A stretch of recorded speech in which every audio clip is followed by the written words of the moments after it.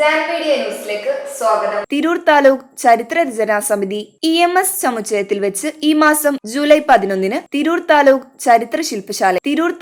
ചരിത്ര ശില്പശാലയുടെ സ്വാഗത സംഘ രൂപീകരണ സമ്മേളനം താനൂർ ബ്ലോക്ക് പ്രസിഡന്റ് സൈനബ ചേനാത്ത് ഉദ്ഘാടനം ചെയ്തു. തിരൂർ നഗരസഭ പൊതുമരാമത്ത് സ്റ്റാൻഡിംഗ് കമ്മിറ്റി ചെയർമാൻ KK സലാം മാസ്റ്റർ അധ്യക്ഷത വഹിച്ചു. വിഷയാവതരണം സെക്രട്ടറി KC അബ്ദുള്ള നിർവഹിച്ചു. ചടങ്ങിൽ ഒരേ ഭൂമി ഒരേ ജീവൻ state president Khadeeja Nargees teacher, മുൻ കൗൺസിലർ PKK തങ്ങൾ, ചരിത്ര സമിതി president KK Razak Haji, Thriprangode panchayat vice president Abdul Fukkar, Lakshmi Kuttiyamma, VV Viswanathan, KP Pappu Mangalam, Mujeeb Ponnani, Komukutty, Kammukutty, PV Kunhimoos, ശില്പി ഷിബു വെട്ടം, അഡ്വക്കേറ്റ് T നിയാസ്, നൌഫൽ തിരൂർ എന്നിവർ സംസാരിച്ചു.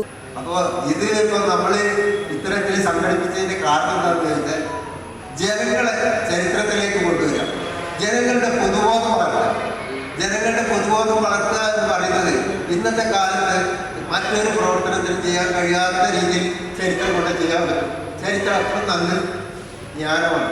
ആ ജ്ഞാനം കൊണ്ട് നമ്മൾ വിശ്വസിച്ചുകൊണ്ടിരിക്കുന്ന എല്ലാ തെറ്റുകളെയും തിരുത്താൻ കഴിയും. അപ്പം നിങ്ങൾ ഓരോരുത്തരും ഈ സമിതിയിൽ ഉൾപ്പെടുന്ന എല്ലാവരും കണക്കിലെടുക്കേണ്ട കാര്യം എന്താ പറഞ്ഞാൽ നമ്മൾ സമൂഹത്തിന് നേരെ കൊണ്ടുവരും, സമൂഹത്തിനോട് പറയുകയാണ് ഈ പോക്ക് നമുക്ക് ശരിയല്ല. നമ്മുടെ ചരിത്രം, നമ്മുടെ പണ്ട് കാലത്തെ ചരിത്രം നമ്മെ പഠിപ്പിക്കുന്നത് നമ്മൾ ഒന്നാണെന്നാണ്. ഈ ചരിത്രത്തിൻ്റെ ഒരുപാട് ഭാഗങ്ങളായി തീർന്നിട്ടുണ്ട്. ഇനിയിപ്പോൾ ഇത് ക്രോഡീകരിക്കുകയും അവയെ ഇനി കണ്ടെത്താനുള്ളവ കണ്ടെത്തുകയും അതിനെ ദ്രുതഗതിയിൽ തന്നെ അത് പൂർണ്ണമാക്കുകയും ചെയ്യുകയാണ് വേണ്ടത്. നേരത്തെ സാഹിബ് പറഞ്ഞ പോലെ ഇനിയുള്ളതിന് നമ്മൾ എങ്ങനെയൊക്കെയാണ് ചെയ്യേണ്ടത് എന്നതിനെക്കുറിച്ച് നമുക്ക് കാര്യമായി തന്നെ ചിന്തിക്കുകയും അറിയുകയും ചെയ്യണം. അതിന് കൃത്യമായിട്ടുള്ള ഒരു കമ്മിറ്റി തന്നെ വേണം. എനിക്ക് മനസ്സിലായത് എന്താണെന്ന് വെച്ചാൽ അബ്ദുള്ള സാഹിബിന് ശരിക്ക് കൂടെ നിന്ന് പ്രവർത്തിക്കാൻ വളരെ കുറച്ച് ആളുകളെ ഉള്ളൂ എന്നുള്ളതാണ്. ചരിത്രങ്ങൾ ഇതൊക്കെ വായിച്ചു നോക്കുമ്പോൾ കാര്യങ്ങൾ അറിയുമ്പോഴാണ് നമുക്കൊരു വലിയ ഒരു ചരിത്രം ഈ ഒരു നാടിനുണ്ടായിരുന്നു എന്നുള്ളത് നമുക്ക് മനസ്സിലാവുന്നത്. അതും വളരെ വളരെ കൃത്യതയോടെയുള്ള ഒരു സംഭവങ്ങളായിരുന്നു. ഇതെല്ലാം അന്യം നിന്ന് പോവാണ്. ഇപ്പോഴും ഇനിയും നമ്മളൊന്ന് സംരക്ഷിക്കുകയോ അല്ലെങ്കിൽ കാര്യങ്ങളിലൊന്നും ഇടപെടുകയോ ചെയ്യുന്നില്ലെങ്കിൽ ഇനിയും ഇത് നമുക്ക് കാണാൻ സാധിക്കില്ല എന്നാണ് എനിക്ക് പറയാനുള്ളത്. ചരിത്രരചനയുടെ പ്രയാണത്തിലാണ് ഇവിടെ KC വിശദമായ കാര്യങ്ങൾ സംസാരിച്ചു കഴിഞ്ഞു. നമ്മുടെ സമൂഹത്തിലുള്ള സ്നേഹം, സാഹോദര്യം, കരുണ, ദയ തുടങ്ങിയുള്ള വികാരങ്ങളൊക്കെ നിലനിൽക്കുന്ന സമൂഹം എന്നുള്ളവർക്ക് നമ്മൾ കേരളീയരും പ്രത്യേകിച്ച് നമ്മൾ ഈ മലബാറുകാരൊക്കെ ലോകത്ത് തന്നെ അറിയപ്പെടുന്നവരെ.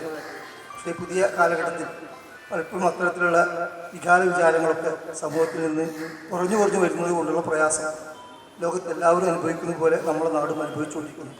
ഇവിടെ ഞാൻ ഇവിടെ വരുമ്പോൾ KCയുടെ സംസാരത്തിലുള്ള ഒരു കെട്ടകാലം എന്ന പ്രയോഗം നമ്മൾ കേട്ടുകൊണ്ടിരിക്കുന്നു. ഈ കെട്ടകാലം എന്ന് പറയുന്നത് അങ്ങനെ ഒരു കാലം പ്രത്യേകമായിട്ട് സൃഷ്ടിക്കപ്പെട്ടതല്ല. ഇത് മനുഷ്യരായിട്ട് ഉണ്ടാക്കി തീർക്കുന്ന എല്ലാ കാലങ്ങളും നല്ലത് തന്നെയാണ്. പക്ഷേ മനുഷ്യ മനസ്സുകളിൽ നല്ല ചിന്ത ഉണ്ടെങ്കിൽ അതനുസരിച്ച് പ്രവർത്തിച്ചാൽ എല്ലാ കാലവും നന്മയുള്ള കാലമാക്കി നമുക്ക് മാറ്റാൻ വേണ്ടി കഴിയും. അത്തരൊരു പ്രയാണത്തിൻ്റെ ഭാഗമായിട്ടാണ് ഇതുപോലെയുള്ളൊരു ചരിത്ര രചനയും ആ ചരിത്രത്തെ പുതിയ സമൂഹത്തിൽ സമർപ്പിക്കാനുള്ള ഒരു ശ്രമവും നടത്തുന്നതാണ് മനസ്സിലാക്കുന്നത്. എൻ്റെ പ്രദേശം തുപ്രങ്കോടാണ്.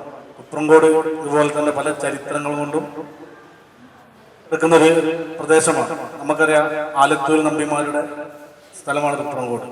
അതുപോലെ അറിയപ്പെടുന്ന ഒരു സാഹിത്യകാരൻ്റെ നാടാണ് തുപ്രങ്കോട്.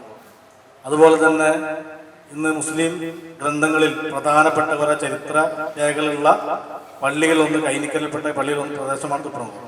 Media news Tirur.